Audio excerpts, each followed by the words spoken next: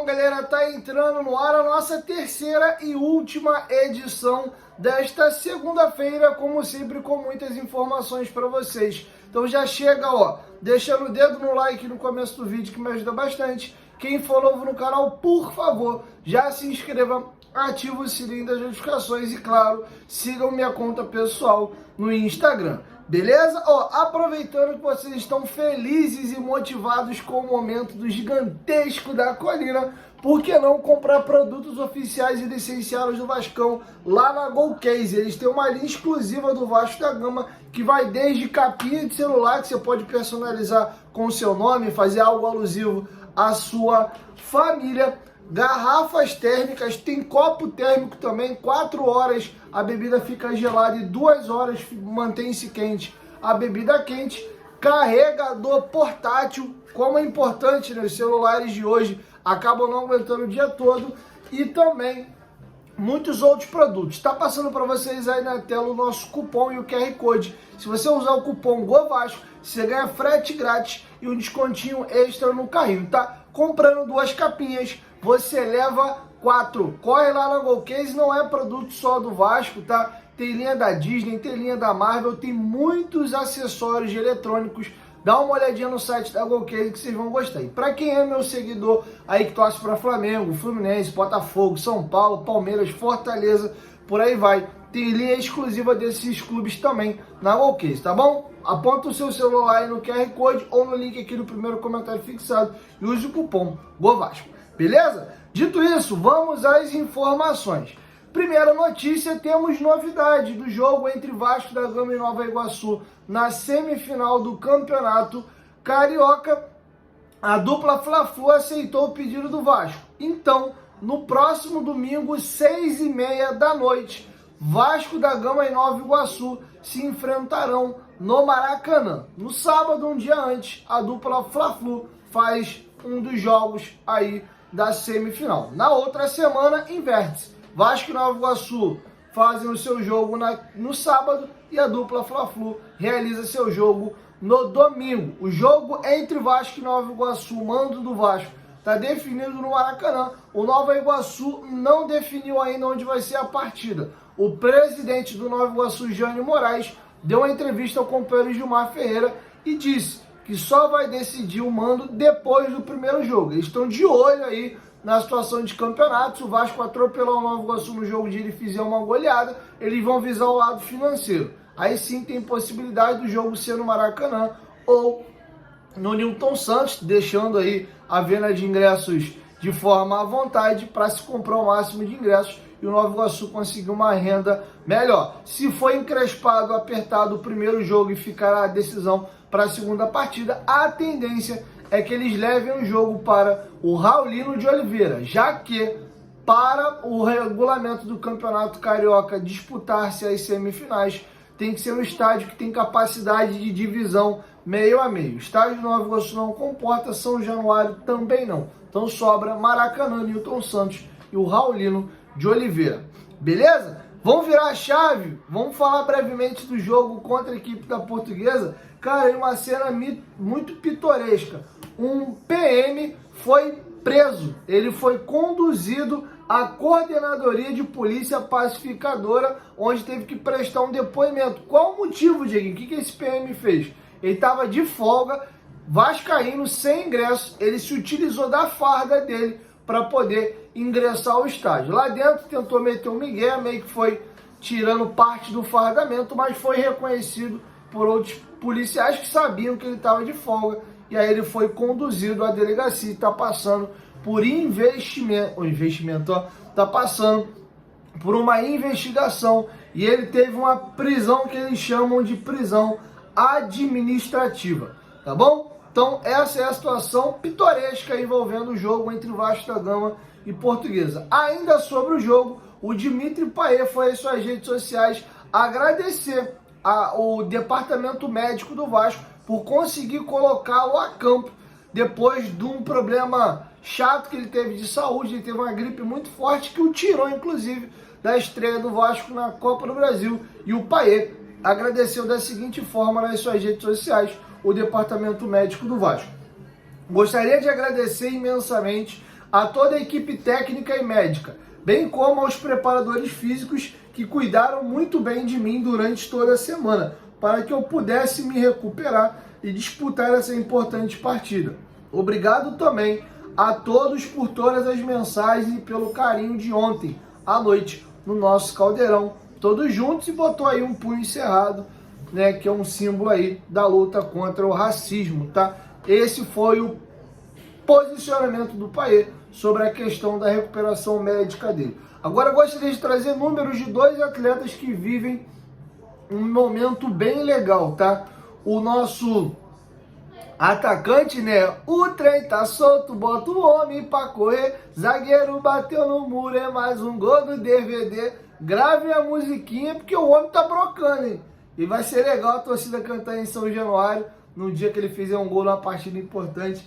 Ia ser da hora. O David, nos últimos 6 jogos com a camisa do Vasco, ele foi titular em 4 partidas, marcou 3 gols, deu 1 assistência. Em média, ele leva 91 minutos para poder participar de um gol. Ou seja, praticamente todos os jogos, né? Porque se você for considerar uma partida inteira, né, que dá 90 minutos mais o acréscimo, é como se em todos os jogos do Vasco ele fizesse um gol, desse uma assistência.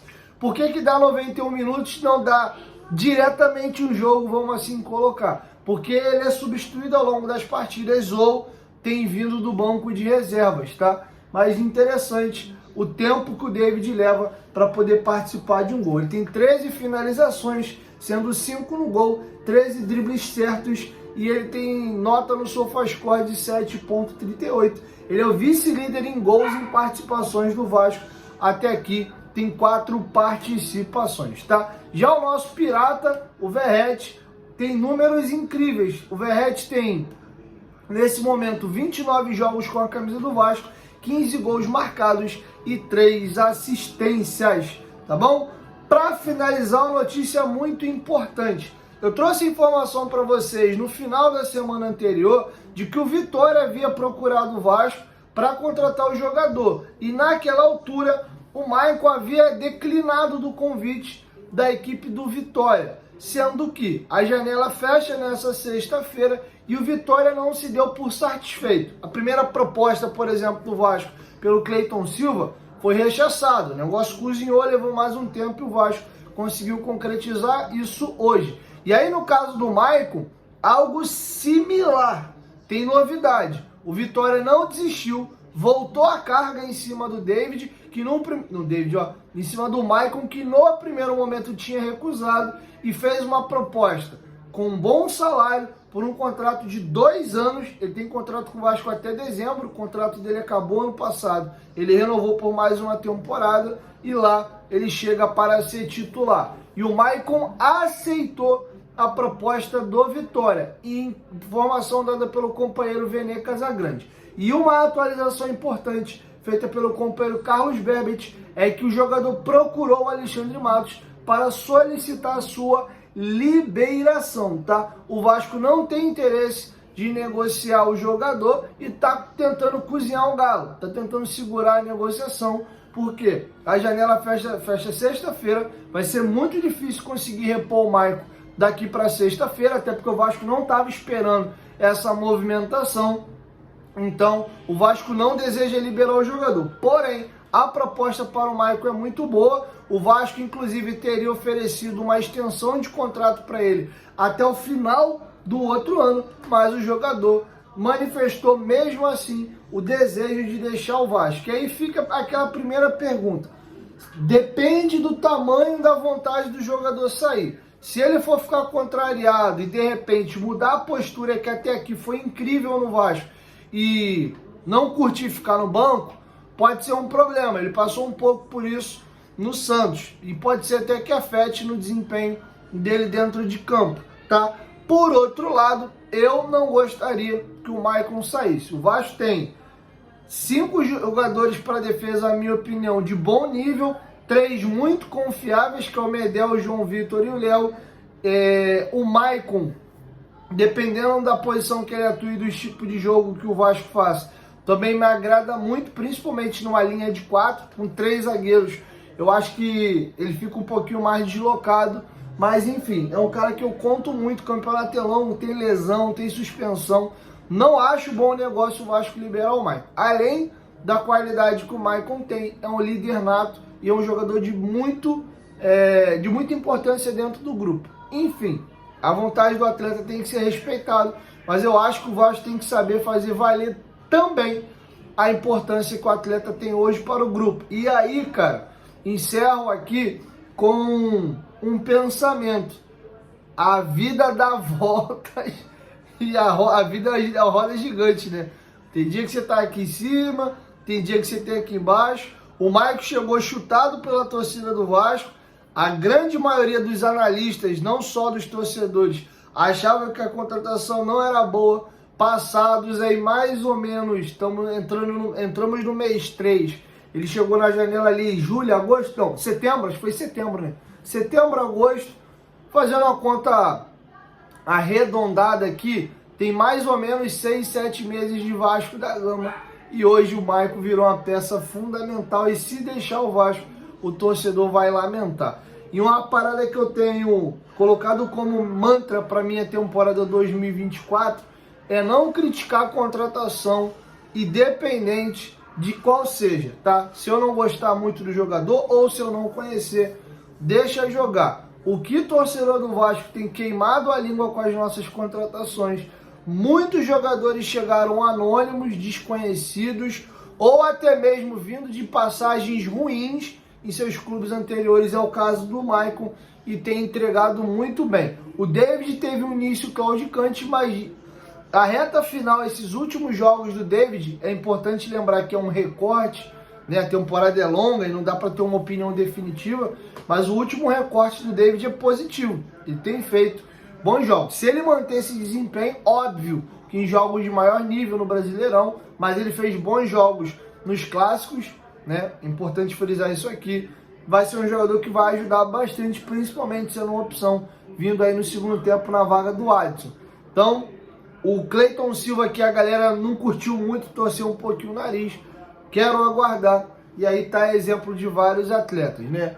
Paulinho, Léo Jardim, Lucas Piton, próprio Léo Pelé, enfim. Então vamos aguardar. O Verratti, anônimo, chegou aí também. Só jogou em time pequeno na Argentina. Chega com 35 anos de idade e tem dado muito bem conta do recado, tá bom? Tomara que o Maicon não saia, gosto muito dele, acho que vai ser uma peça importante, mas vamos aguardar.